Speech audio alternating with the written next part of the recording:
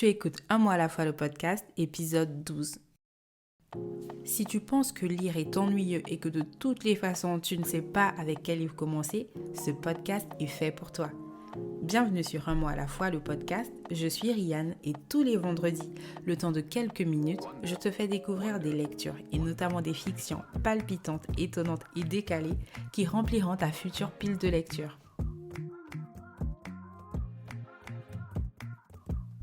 Et si ce n'est pas déjà fait, abonne-toi au podcast pour ne pas rater les prochains épisodes.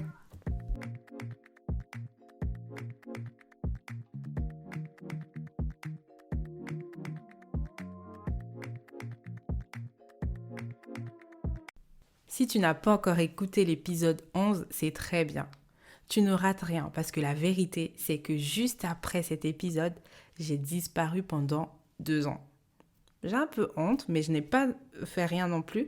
Entre-temps, je me suis formée, j'ai lancé mon activité, j'ai quitté l'entreprise où j'étais salariée, j'ai repris l'écriture de mon livre, etc., etc. Donc, je n'avais plus de rame pour le podcast. Mais je te rassure, ou pas, je reviens pour de bon. Et on va rester sur le même pitch de 5 minutes pour découvrir un livre. Mais il y aura quelques nouveautés que j'avais introduites dans l'épisode 9. C'est-à-dire des invités. Donc désormais, tu entendras d'autres lecteurs au micro, mais toi aussi, tu pourras participer. Si tu veux faire découvrir à d'autres un livre, envoie-moi un mail sur unmotsalafoi@gmail.com, un comme le chiffre 1, mot à la fois, donc tout attaché, @gmail.com. Je te remets ça en description de l'épisode. En attendant, pour aujourd'hui, je vais te raconter une histoire. Tu prends un verre avec tes collègues après avoir gagné une affaire. Ton téléphone sonne. C'est ta belle-mère. Tu as envie de lever les yeux au ciel et ignorer l'appel. Mais c'est plus fort que toi, tu décroches.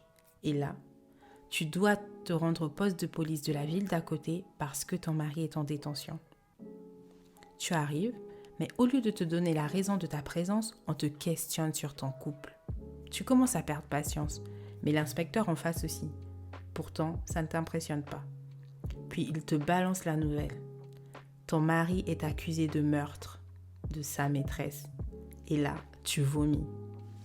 En une phrase, ton mariage vole en éclats. Mais 5 secondes après, tu prends la décision la plus farfelue du monde, défendre ton mari adultère et meurtrier. What? L'histoire que tu viens d'écouter, c'est celle de Sarah. Sarah est avocate, elle a confiance en elle, elle n'a peur de rien et elle gagne toujours ses affaires. Donc pour elle, c'est une affaire comme une autre. Mais sauf que non. En fait, on vient de t'appeler déjà parce que ton mari est en détention, premier choc. En plus, on te dit que ton mari a tué quelqu'un, deuxième choc. Et on te dit que la personne qui l'a assassiné, c'est sa maîtresse. Maîtresse dont tu n'étais même pas au courant. Donc non, en fait, c'est pas normal de décider de défendre un homme comme ça. Et pourtant, c'est la décision que va prendre Sarah. Juste... what? Et ça, c'est l'histoire d'un mariage parfait de Geneva Rose. C'est un livre que j'ai lu il y a 2-3 ans, il me semble. Et l'intrigue, elle est juste ouf. Au niveau des personnages, donc, tu vas avoir Sarah, qui est avocate à succès, sûre d'elle, comme tu le vois en acceptant de prendre cette affaire. Elle ne se laisse impressionner par rien et elle est un peu castratrice sur les bords selon son mari. Ensuite, tu as Adam, donc le mari désabusé, écrivain raté qui souffre du succès de sa femme.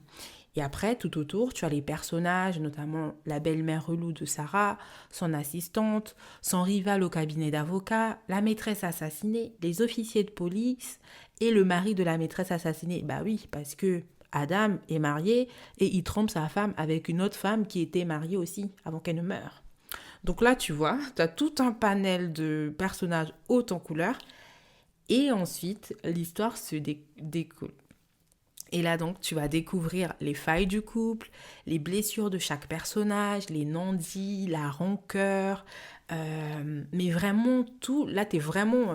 le titre, c'est Un mariage parfait, mais au fil de la lecture, tu vas rapidement te rendre que ce mariage a tout sauf parfait. Et qu'en fait, finalement, les réponses que tu penses avoir, eh ben, Si tu penses avoir des réponses, je te laisse découvrir la lecture, mais tu te rendras compte que les apparences sont trompeuses. Et en fait, qu'il n'y a personne de parfait. Dans le couple, les deux sont tout autant fautifs l'un que l'autre. Je te dis pas sur quoi. Déjà, je trouve que je spoil un peu trop là, ou pas. Enfin, tu verras. Mais en tout cas, si tu as aimé Gone Girl, tu vas adorer le mariage parfait. Gone Girl, je t'en avais parlé dans l'épisode 2 du podcast. Donc si tu l'as pas encore écouté et si tu te demandes de quoi parle ce livre, va écouter l'épisode 2. Mais en tout cas, ça ressemble beaucoup à Gone Girl au niveau de la dynamique du couple, entre la relation de couple qui bat de l'aile depuis un moment, les faux semblants, le mari lâche et indécis, la femme complètement tarée de défendre son mari adultère et meurtrier. Rien que pour ça, en fait, je crois que c'est ce qui m'avait fait acheter ce livre sans même chercher les avis et autres dessus, parce que quand je l'ai acheté, il venait de sortir et il n'était même pas encore traduit en français. Donc maintenant, tu as la version française.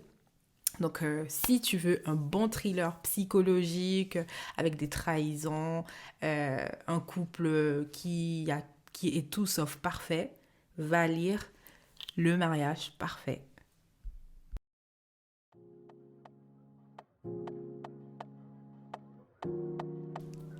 Je te dis donc à vendredi prochain, mais d'ici là, envoie-moi une recommandation de livre. Un livre que tu as adoré ou que tu as détesté. Tu peux m'écrire sur Instagram ou par mail, je te laisse tout ça dans la description de l'épisode. D'ici la semaine pro, prends un peu de temps pour lire et porte-toi bien. Ciao!